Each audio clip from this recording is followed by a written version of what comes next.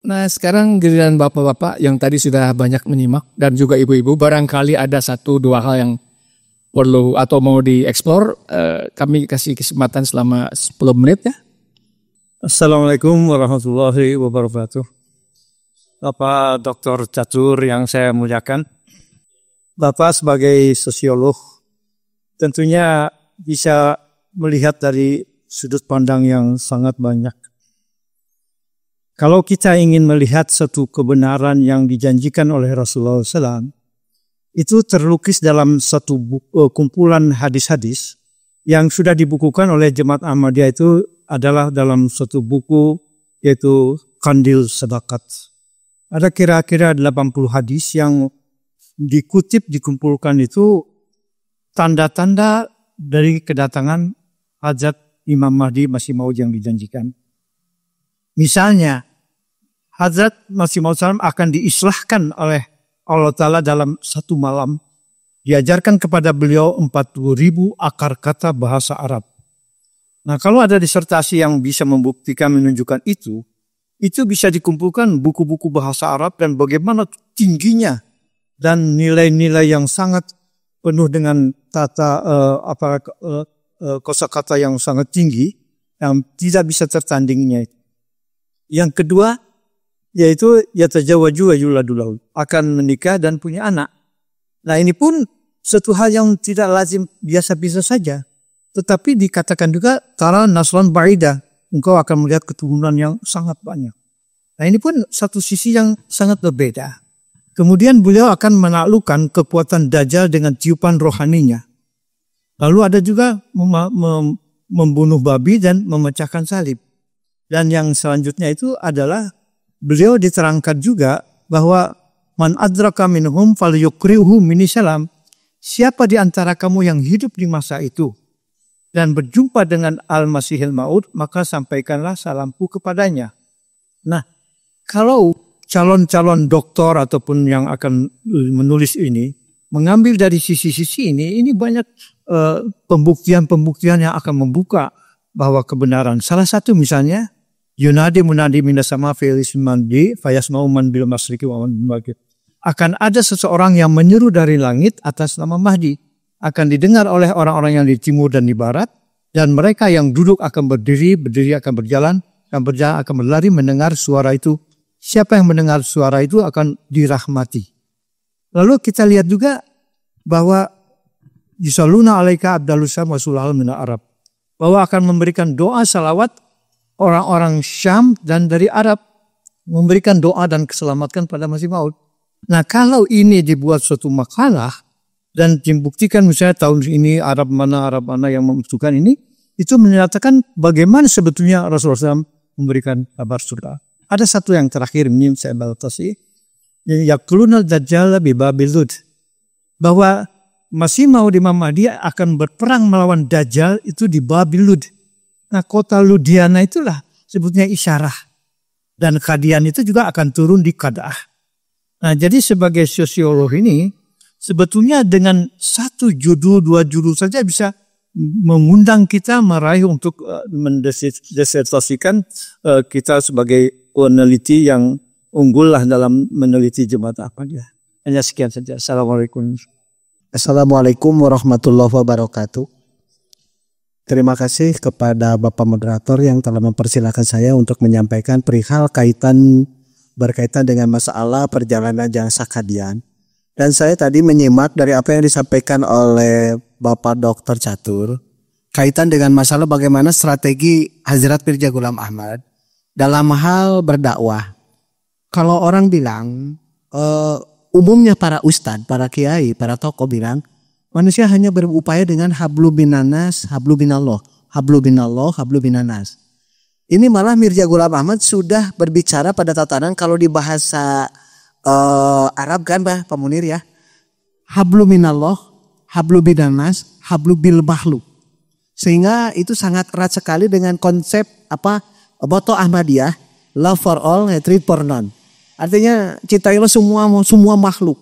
Semua berarti termasuk di situ kaitan dengan kecintaan kepada Allah, kecintaan kepada sesama manusia, kecintaan kepada makhluk. Maksud saya yang akan ditanyakan sebagai Bapak sebagai penganalisa di bidang sosiologi, kira-kira metodologi apa dalam pendekatan sosiologi sehingga pada tahun itu Hazrat Mirza Ghulam Ahmad dengan kultur peradaban yang seperti yang tadi disebutkan, metodologi berpikirnya sudah sampai ke situ, gitu ya.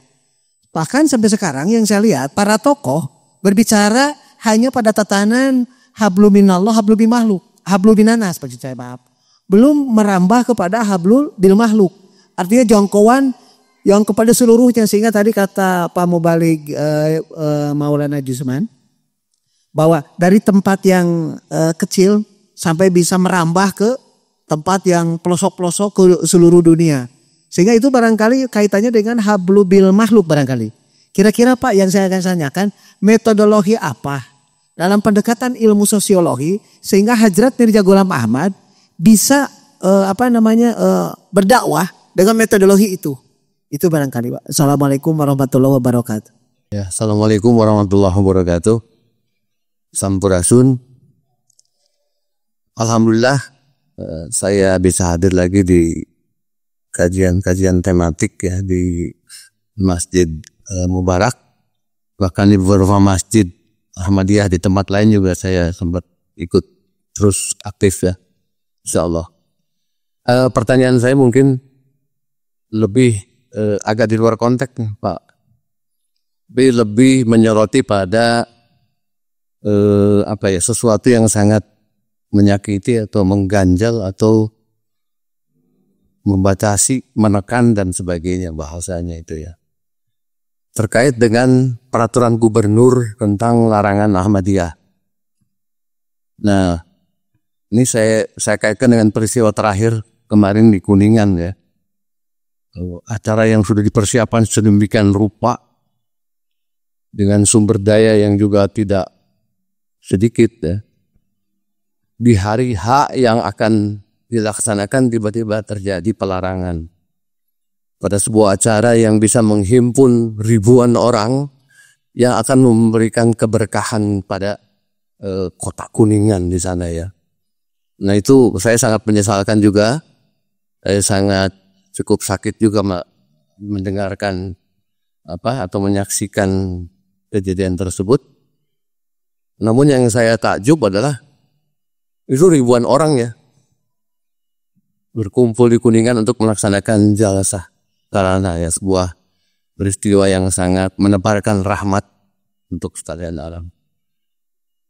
Tidak ada perlawanan, Pak. Ya, dalam bentuk protes saja misalkan.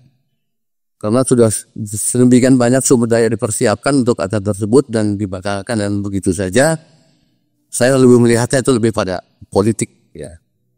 Pendekatan politik yang sangat tidak manusiawi dan tidak menghormati kebebasan berkeyakinan atau beragama kepada bangsa Indonesia ya, kita sebagai bangsa Indonesia. Nah, jadi kembali pada ini sebetulnya selama peraturan gubernur tentang larangan Ahmadiyah ini masih bertengger di sekretariat Provinsi Jawa Barat, ini akan terus menjadi alasan bagi kelompok intoleran, bagi kelompok ekstrim intoleran akan menggunakan itu untuk terus mengganggu kegiatan ibadah sahabat kita ya, saudara kita dari Jemaat Ahmadiyah ini. Yang saya sempat diskusikan Pak Eki dengan Pak Hari ya dari ABI, Ijabi, kemudian juga dari teman-teman Katolik dan Kristen. Jadi ini harus ada gerakan yang kuat ya dalam bentuk deklarasi menuntut supaya peraturan gubernur itu dicabut saja, sudah nggak ada gunanya.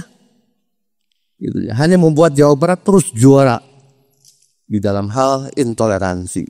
Hanya membuat Kota Bandung terus juara di dalam kepongahannya dalam melawan keberagaman, kemajemukan. Nah, entah Pak Eki mungkin di forum lintas agama apakah ini juga bisa diwacanakan untuk membuat sebuah gerakan. Kalau dari Ahmadiyah sendiri mungkin tidak mungkin ya. Karena ada di pihak yang dizolimi terus-menerus. Ini harus muncul dari kelompok lain. Ya, dari elemen bangsa lainnya yang cinta terhadap kebinekaan ini. untuk menuntut agar mencabut dan menghapus peraturan gubernur tersebut tentang larangan Ahmadiyah. Itu yang sampai sekarang masih terpikirkan oleh saya dan didiskusikan dengan teman-teman dari ABI, ya, dari Kristen, dari Katolik juga. Di LBH kami berdiskusi itu, tapi belum mendapatkan rumusan yang pasti untuk melibatkan banyak pihak untuk mendeklarasikan pencabutan pergub tersebut gitu. Nah, barangkali ada pandangan dari Pak Catur sebagai dosen FISIP dari Universitas Merdeka Malang, bagaimana kita mensiasati untuk bisa menggugurkan atau mencabut dan menghilangkan peraturan gubernur yang sangat diskriminatif itu. Itu saja barangkali. Terima kasih. Baik.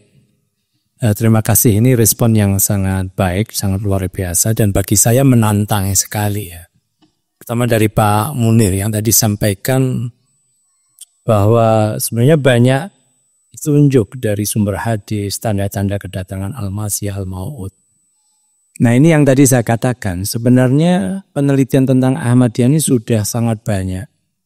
Nah, satu yang belum cukup menonjol adalah meneliti terkait dengan kebenaran-kebenaran tafsir Ahmadiyah sendiri tentang kehadiran atau hadirnya Al-Masih, Al-Mau'ud.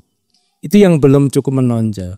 Kalau penelitian semacam ini dikuatkan dan kemudian antara konsepsi yang ada di hadis dan kemudian penafsiran yang ada di Ahmadiyah dengan fakta-fakta itu bisa ditunjukkan, ada inline, ada hubungan yang kuat. Nah, ini mungkin akan sangat menjadikan titik temu yang makin konkret tentang perbedaan-perbedaan penafsiran itu. Nah, ini kadang-kala saya kalau sebenarnya ada Pak Dr. Dadang itu malah saya tawarkan bentuk tim. Kita bikin tim yang kemudian punya kekuatan untuk meneliti kebenaran tentang tafsir-tafsir Ahmadiyah sendiri. Dan ini nggak bisa dengan cara yang kemudian walaupun cara awal kita bisa melakukan perdebatan seperti yang pernah terjadi pada tahun 1935 kala itu ya, yang antara dengan Persis. Nah, itu kalau ruang-ruang itu masih sangat dibuka itu luar biasa sehingga penafsiran-penafsiran itu menjadi wacana publik yang semua publik akan bisa mengkonsumsinya dan pada akhirnya ujungnya mampu menilai di mana letak kurang lebih benarnya gitu. Tapi kan dalam konteks penafsiran kalau saya orang awam dalam konteks ini kebebasan penafsiran sangat dibuka terhadap hal-hal yang terkait dengan khilafiyah, terhadap hal-hal yang terkait yang tidak merusak keimanan misalnya semacam itu. Sehingga kalau katakanlah dalam pemahaman orang tertentu ini dianggap salah, itu masih punya poin itu. Boleh-boleh saja, poinnya satu Mbak. Tapi kalau benar dia punya poin dua, kan begitu memahami perbedaan-perbedaan penafsiran. Ini dalam pemahaman awam saya. Nah, kancah perdebatan semacam itu jika dimungkinkan dibuka, itu akan sangat bagus. Tapi saya melihat potensi ini kecil sekali. Tapi kalau ada riset yang mengambil tema fokus, bagaimana kebenaran-kebenaran tafsir Ahmadiyah khusus terkait dengan kehadiran kedatangan Al-Masih, Al-Mau'ud ini digelontorkan, dilakukan oleh banyak khususnya teman-teman ahli tafsir dan kemudian dia bisa mengambil dari sumber observasi data yang seperti yang tadi disampaikan, banyak bukti, banyak data dan kemudian itu kemudian dianalisis secara ilmu tafsir. Itulah yang sebenarnya sangat membantu. Tapi kalau gerakan ini tidak muncul, selamanya tetap akan menjadi nafsi-nafsi, tafsirmu sendiri, tafsirku sendiri dan kemudian yaitu jalanmu, jalan kami kan begitu. Ini sebenarnya yang terpenting. Sehingga kalau ada teman-teman dari UIN khususnya dan bisa kita ajak kolaborasi, itu akan sangat bagus. Dan kalau ada aspek-aspek yang sifatnya sosiologis dalam penafsiran itu, tentu kami bisa masuk di dalamnya. Karena biasanya juga ada hal-hal yang mungkin di situ mengandung cerita-cerita bagaimana sebuah realitas dengan tafsir itu dengan kenyataan secara maknawi. Secara maknawi itu biasanya diartikan dengan bahasa simbol-simbol. Kalau simbol-simbol itu biasanya tidak dimengerti secara tafsir, bisa dimengerti secara sosiologis, kami bisa masuk di dalamnya. Seperti halnya tadi kami dengan bebas menafsirkan tentang Minaratul Masih gitu. Itu bagi ahli sosiologi, nah walaupun esensinya tadi adalah ini tanda bahwa kekuatan salah satu tanda hadirnya Al-Masih Al-Maud ditandai dengan titik itu.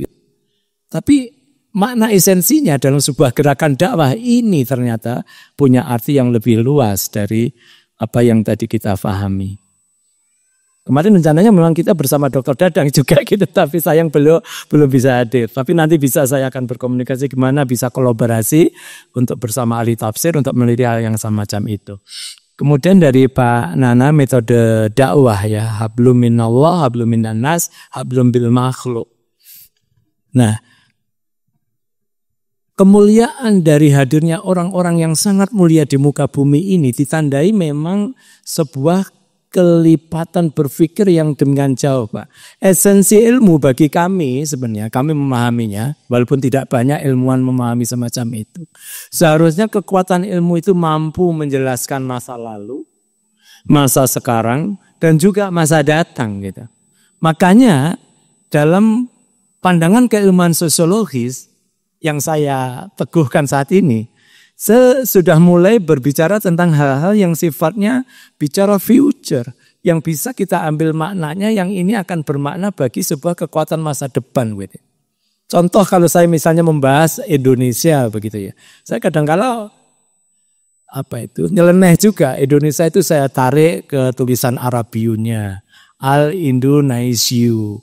Kemudian dari huruf-hurufnya itu saya baca satu persatu ini punya makna apa, huruf alif, lam, huruf i, huruf nun dan seterusnya. Dan kemudian dari situ itu saya bisa apa betul kira-kira Indonesia kayak begini yang akan terjadi ke depan. Walaupun sekali lagi batasan pandangan keilmuan manusia selalu ada kelemahan-kelemahan atau kekurangan. Tapi kemampuan manusia yang punya kemampuan berpikir dengan sangat menjago masa yang lalu, masa sekarang, dan masa yang akan datang, itu yang sudah dibuktikan oleh apa yang tadi dikatakan dari arah pemikiran yang dihadirkan oleh Hazrat Mirza Ghulam Ahmad itu. Dan ini memang enggak sembarang orang, hanya orang-orang terpilih kalau dalam keyakinan kami. Makanya kemarin kami sempat diskusi dengan beberapa teman yang menjadi bagian dari kelompok eksternal di luar Ahmadi, ada Buya Hussein, ada Dr. Dadang. Kira-kira penempatan Ahmadiyah ini kalau didekat-dekatkan dengan aliran-aliran agama itu kayak apa begitu. Nah ini kita bersepakat bertiga itu ya kurang lebih semacam aliran tarikat tapi yang nilai plusnya tinggi gitu. Kenapa nilai plusnya tinggi? Karena kita di Jamaah Ahmadiyah ini sudah mendeklarasikan hadirnya Al-Maud Al-Mahdi itu yang kemudian harus ada seluruh penanda. Seluruh penanda yang tadi harusnya dibuktikan secara penafsiran. Nah, kalau seluruh penanda ini bisa dibuktikan secara penafsiran, tuntas sudah. Tuntas sudah. Sehingga kekuatan memang ini bukan sekedar satu penafsiran yang sifatnya subjektif, tapi menjadi terobjektivasi gitu. Contoh kalau kita lihat aliran tarikat Naqsabandiyah, Qadiriyah, kemudian yang sangat memuja Syekh Abdul Qadir Al-Jilani, dia punya buku juga yang mungkin kalau disetara-tarakan bolehlah setara dengan tazkirah kita, ya. Tapi dia punya manaqib kayak begitu. Tapi dia kan nggak punya jejak gerakan karena tidak ada sebuah kekuatan khalifatul al-umati tadi. Dia hanya aliran yang orang bisa nafsi-nafsi secara personal atau secara berjamaah. Ya ayolah kita manaqiban itu kalau kita bicara di aliran Naqsabandiyah dan Qadiriyah yang semuanya dirilis oleh Syekh Abdul Qadir Al-Jilani. Jadi manaqiban ada di mana-mana. Tapi apakah ada pembinaan umat, spiritual umat, perekonomian umat, kedamaian umat? Enggak ada Pak, semuanya hanya bergerak semacam itu. Itu yang saya katakan kekuatannya plus-plus yang ada di Jemaat Ahmadiyah. Dari Pak Dia tentu pergub ya. Ini sebenarnya kalau dilihat dari peraturannya itu agak banci Pak. Kalau saya memahami ya, kalau mendalaminya. Dikatakan tidak boleh berkegiatan, tapi eksistensi keberadaan Jamaah Ahmadiyah secara hukum di Indonesia dilindungi. Dilindungi. Tapi berkegiatan kemudian ada pihak tertentu yang tatkala pihak tertentu ini melakukan somasi, protes, baru mereka dengar. Kan akhirnya kan banci sekali. Kalau kita lihat bukti kebancian dari Pergub ini tidak berlaku untuk semua wilayah loh. Di wilayah tertentu nyantai-nyantai saja, indah-indah saja, boleh-boleh. Wilayah yang lain terjadi tekanan. Ini yang saya sebut sebenarnya peraturan yang banci itu hanya ingin menjadi apa ya? Sebenarnya bahasa yang tepat itu pelaturan kekanak-kanakan. Kekanak-kanakan itu begini, nanti kalau kasih permen aja lah. Jadi ada kesempatan kalau ada permen itu udah diem lah. Nah. Semacam itu kan. Sehingga selalu begitu ada sinyal sebuah gerakan yang menekan kita, baru di situ peraturan itu seolah-olah menjadi penting. Tapi coba nggak ada tekanan-tekanan dari manapun, peraturan itu nggak terlalu penting amat. Kan itu kan seperti permen kan, untuk hanya agar anak-anak kecil yang kurang dewasa, istilah bapak-bapak yang kurang dewasa itu yang tadi, yang intoleransi, yang itu menurut saya tidak dewasa. Dan itu juga ada bagian-bagian yang kita temukan secara fakta sosiologis di Indonesia ini. Bahkan kemarin saya sempat ngobrol dengan yang dari Tangerang itu, Pak, siapa Pak? Di Tangerang. Yang naik satu bentor dengan saya itu kan saya sempat wawancara mendalam dengan beliau. Saya catat, Pak Khairul ya, Pak Khairul itu. Iya. Itu dia cerita mulai proses bagaimana dia berkeyakinan, meyakini Al-Maut Al-Masih ini. Dan cerita-cerita yang sangat dalam perjuangannya di saat kemudian yang sama diberi tawaran untuk membangun pesantren, membangun masjid. Walaupun itu akhirnya dibatalkan dari seorang Habib. Interaksi dia dengan Habib sangat bagus, interaksi dia dengan kelompok ormas Islam yang sangat bagus. Sehingga memungkinkan kalau dia katakan mengajarkan jazah di tempatnya itu akan aman katanya begitu. Akan aman karena hubungan baik yang dia bangun itu. Saya yakin ternyata memang yang terpenting dalam kerangka ini sepanjang peraturan itu masih diberlakukan, maka pilihan kita itu adalah bagaimana menggandeng orang-orang yang tidak dewasa ini ya dalam sebuah pemahaman yang lebih baik. Nah, itu saya tulis contohnya yang terjadi di Bandung Raya ini. Jadi satu artikel, apa kekuatannya? Tadi juga kekuatannya dari keberadaban Ahmadi itu sendiri. Kekuatan kita untuk mengajak orang, kekuatan kita untuk bersosialita, berkegiatan kemanusiaan yang lebih kita perluas semacam itu. Sehingga bagi orang-orang yang merasa asing dengan Ahmadi atau Ahmadiyah ini, kita ajak dalam kebersamaan itu. Dan kekuatan kebersamaan inilah yang menghadirkan hadirnya Pak Saiful membersamai kita, hadirnya Pak Kiai, siapa yang dari NU kemarin? Ya, Ki Agus bersama kita. Dan ini kekuatan-kekuatan semacam itu yang memang harus kita lakukan. Dan memang ya, yang lebih penting dari itu semuanya adalah hidayah dari Allah itu nilainya tidak seperti terkaan kita gitu. Betapapun kadang-kala kita sudah berikhtiar, sudah melakukan yang terbaik untuk berkolaborasi dengan berbagai pihak semacam itu, ada sajalah gangguan yang karena hidayah Allah selalu tidak hadir tepat pada waktunya. Tapi kita harusnya tetap meyakinin pada saatnya hidayah-hidayah itu akan semakin menguat. Setidaknya harapan kami tentu teman-teman dari Muslim Ahmadi dimanapun berkegiatan tanpa gangguan itu sudah sangat luar biasa. Saya kira demikian respon saya dan mungkin ada tambahan dari Maulana Isman. Ya, paling saya akan tambahin dari sisi penelitian tentang kebenaran tafsir Ahmadiyah. Ya memang jadi bahan obrolan waktu di meja makan, Buya Hussein, kemudian Pak Dadang, kemudian beliau tentang bagaimana pendefinisian Ahmadiyah. Ya tadi kan bagus sekali apa yang disampaikan oleh Bapak Munir sebagai penanya, sebagai masukan. Tapi ya memang ya ranah masing-masing ilmu tentu berbeda-beda. Kalau beliau dari sisi sosiolog ya, mungkin Dr. Dadang dari sisi UIN akan membuka hal-hal yang lain. Tapi yang saya dengar beliau akan membuat dari sisi kajian untuk mengklasifikasikan bahwa ini versi beliau ya.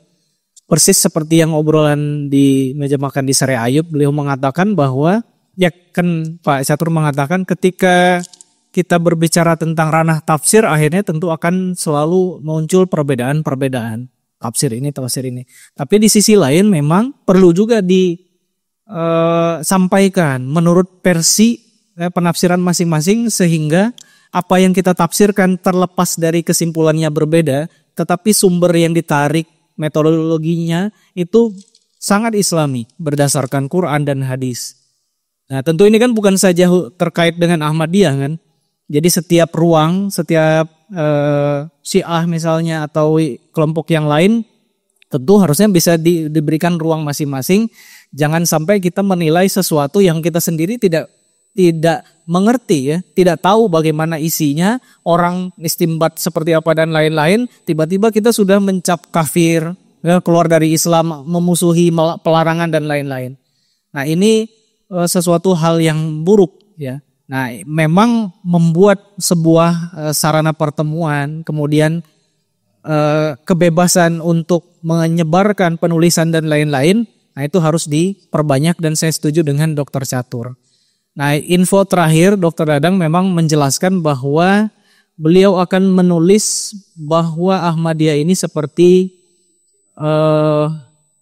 aliran tarekat atau apa ya beliau bahasanya itu? Seperti sufi ya, tasawuf. Nah ini kan penilaian beliau ya, kita tidak bisa mengatakan itu benar atau seperti itu. Karena beliau melihat dari sisi satu ya, aliran-aliran tarekat atau sufistik itu adalah karena yaitu tadi bahwa sosok Mirza Ghulam Ahmad ya terlepas dari pengakuan-pengakuan beliau yang mendapatkan wahyu dari Allah Ta'ala. Nah itu beliau melihat sisi Hazrat Mirza Ghulam Ahmad yang begitu rupa bagaimana beliau di tempat-tempat yang tadi dijelaskan kan di Baitul Doa, Hosyarpur dan lain-lain di Masjid Mubarak. Beliau adalah sosok yang begitu banyak tenggelam, sibuk di dalam doa kepada Allah Ta'ala dan memperbanyak salawat kepada Rasulullah SAW. Di jalsa terakhir kemarin itu kan khusus tentang bagaimana salawat, begitu banyaknya salawat Hazrat Mirza Ghulam Ahmad sampai beliau mendapatkan kasyaf wahyu dari Allah Ta'ala. Nah, artinya dari sisi ini Pak Dadang melihat bahwa Mirza Ghulam Ahmad itu melakukan sebuah amalan yang juga dilakukan oleh umat Islam lainnya. Nah masa orang yang seperti ini harus kita kafirkan? Nah itu yang beliau ingin sampaikan sehingga menurut beliau, nah memang sayang beliau tidak bisa hadir karena terakhir beliau ngontak, beliau menghubungi dari sisi fikih. Ini fikih apa ini? Fikih Ahmadiyah ini dari apa? Beliau sampai minta ya mesan fikih Masih Maud, fikih Al-Masih. Udah dapat, sudah di soft copy, hard copy, beliau print di situ. Saya ingin membuktikan fikih apa yang dipakai Ahmadiyah untuk memperlihatkan bahwa yang dipakai oleh Ahmadiyah ini sama dengan fikih-fikih Ahlussunnah, masih mazhab. Jadi tidak bisa kita kemudian langsung mengatakan di luar Islam sedangkan fikihnya juga sama. Atau syair nazam yang dilakukan juga sama ya. Sanjungan kepada Rasulullah SAW.